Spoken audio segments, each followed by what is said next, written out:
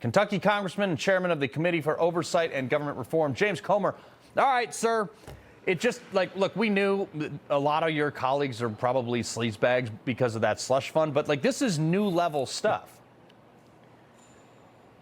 Yeah, and with the trust fund, remember there was a vote about 2 or 3 weeks ago. I think Nancy Mace sponsored a bill to require the disclosure of who was the recipients and who were the reasons why the fund was paid out to begin with, which members. And I was one of the few that voted for that. It was a bipartisan vote, overwhelmingly against it. Well, since that vote, we got together on the Oversight Committee and we wanted to know who these people were. If it's tax dollars, then every American has a right to know. So I subpoenaed for those records and we expect to get them in next week. So hopefully by this time next week, every American will know who the members of Congress were that used tax dollars to pay out on sexual harassment claims. I sure hope so, man, because I'm assuming that if people who voted against us, I'm just assuming they're on that list or in some capacity. That is like music to my ears. But Gallego, okay, this guy, still a sitting senator, notably Swalwell's best friend, said he had heard rumors of like flirty behavior by Swalwell, but he says he has no knowledge of any sexual assault allegations. Just watch this. What were the rumors that you heard? What were the rumors? It was flirty. That was flirty. And that was when? About what year was it? I mean, that was we've heard that throughout. In the beginning, you said when you first heard these rumors a few weeks ago, that's when you called them. Then you said you've heard these rumors for years. So which one is it, Senator? So I heard rumors of him being flirty.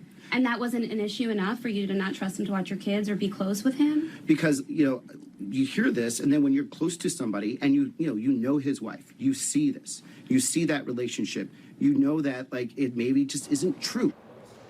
How about we get these people under oath in front of your committee and ask them the exact same question and see what they say? Yeah, the Ethics Committee is the one that's supposed to do things like that. The Ethics Committee, I love those guys, but they move at a snail's pace. We could do it a lot faster on the Oversight Committee, but where Swalwell's got problems from a congressional standpoint is, first of all, it appears that he and the senator from Arizona used campaign funds to attend a wedding and things like that.